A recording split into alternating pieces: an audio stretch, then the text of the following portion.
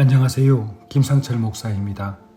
오늘 로마서 13장 11절에서 14절 말씀을 통해 복음으로 다시 태어나야 합니다 라는 제목으로 새벽 묵상을 하도록 하겠습니다. 제가 본문을 읽겠습니다. 또한 너희가 이 시기를 알거니와 자다가 깰 때가 벌써 되었으니 이는 이제 우리의 구원이 처음 믿을 때보다 가까웠음이라. 밤이 깊고 낮이 가까웠으니 그러므로 우리가 어둠의 일을 벗고 빛의 갑옷을 입자.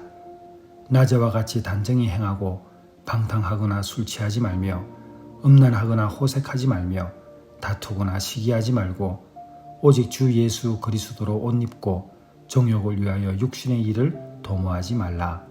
아멘. 오늘도 이제 이번 주 마지막 새벽 묵상인데 9월 2일 날 이제 15주기 오카노 목사님 메시지 이제 두 번째 오늘도 함께 새벽 묵상에 이제 넣을 예정입니다. 제가 제자 오카노 영화를 만들 때 도입 부분에 이 부분을 사용했는데 여러분들에게 깊은 영적인 자각이 일어날 수 있기를 기도합니다. 자, 오늘 본문을 보게 되면 바울이 너희가 이 시기를 알거니와 자다가 깰 때가 벌써 되었다라고 선언하고 있습니다. 자, 여기서 때라는 것은 단순한 시간을 말하는 것이 아닙니다.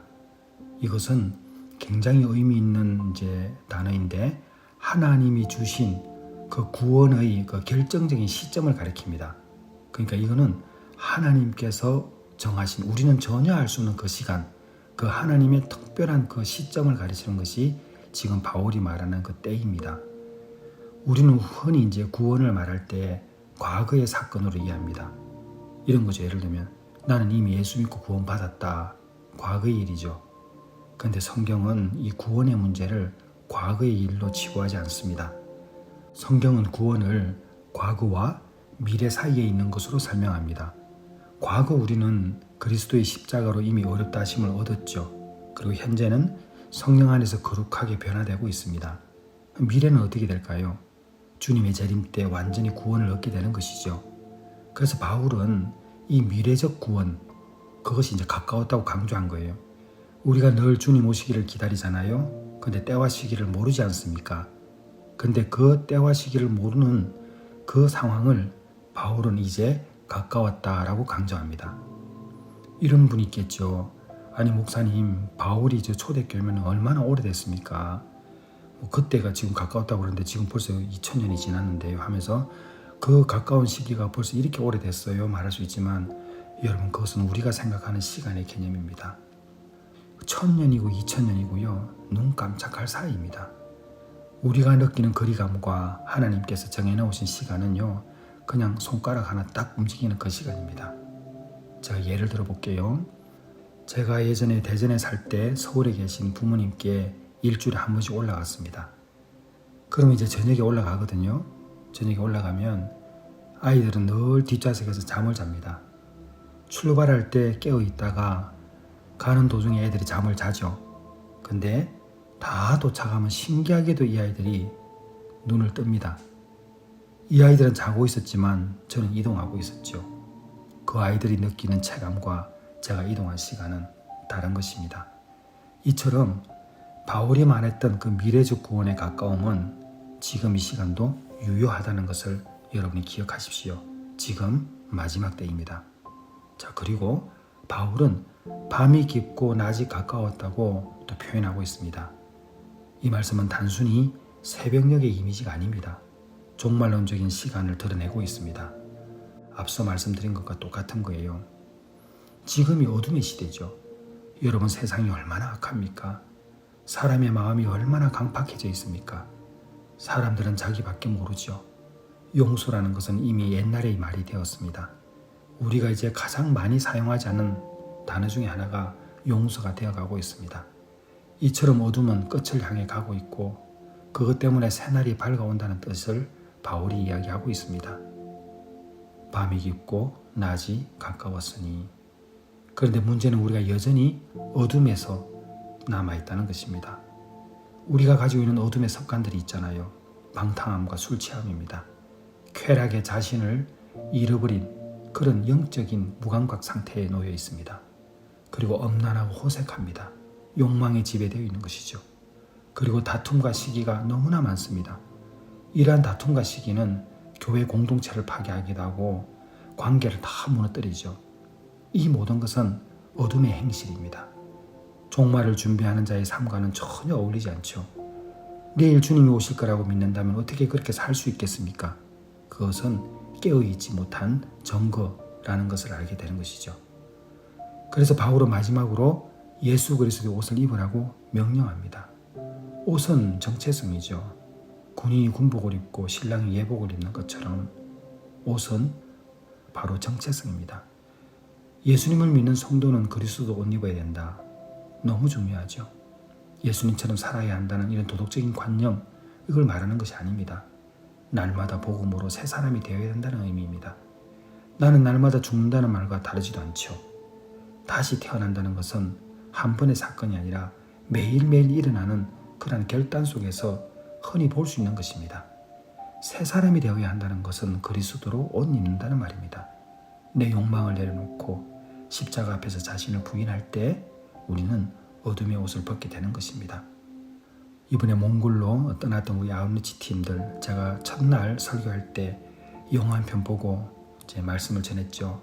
백색 순교와 적색 순교. 자, 그러면은 무슨 순교에 속하나요? 그렇죠. 날마다 쳐서 자신을 복종시키는 그 백색 순교를 말하는 것입니다. 우리 주 예수 그리스도로 옷 입는다는 말은 백색 순교의 삶을 말합니다. 날마다 백색 순교의 삶, 날마다 나를 쳐서 복종시키는 삶, 그 삶을 말하는 것입니다. 사랑하는 성도 여러분, 오늘 본문은 단순히 도덕적인 삶을 골문하는 것이 아닙니다. 종말론적인 시각에서 너의 신앙을 돌아보라 라는 바울의 강력한 경고입니다. 이 부분을 옥하는 목사님께서는 아주 강하게 호소하셨습니다. 사실은 제가 옥 목사님의 이 메시지를 들었을 때에 제자 옥하는이라는 영화를 편집하면서 온몸에 전율이 돌았습니다. 그래서 제일 앞에 배치하게 되었죠. 그때 느꼈던 그 감동, 또 회심, 그리고 각오, 이 모든 것들이 오늘 이 아침에 여러분에게도 함께 할 수 있기를 기도하겠습니다. 자, 영상을 보도록 하겠습니다.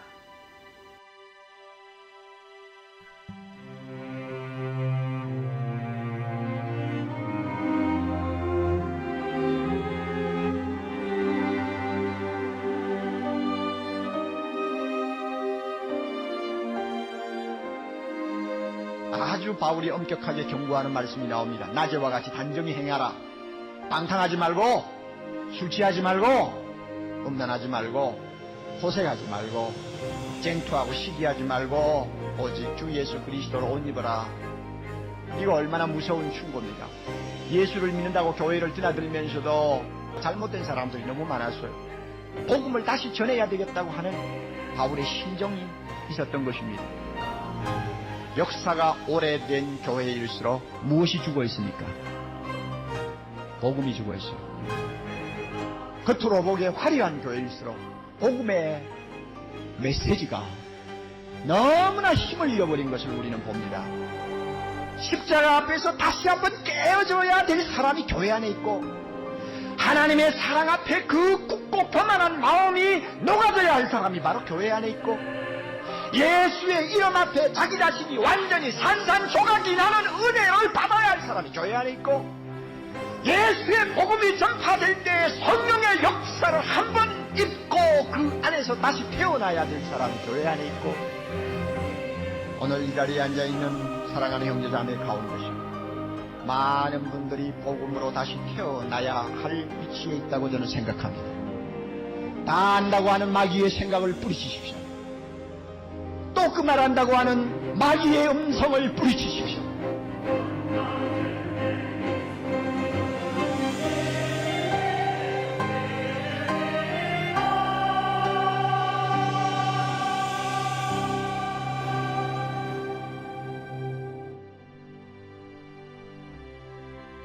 기도하겠습니다.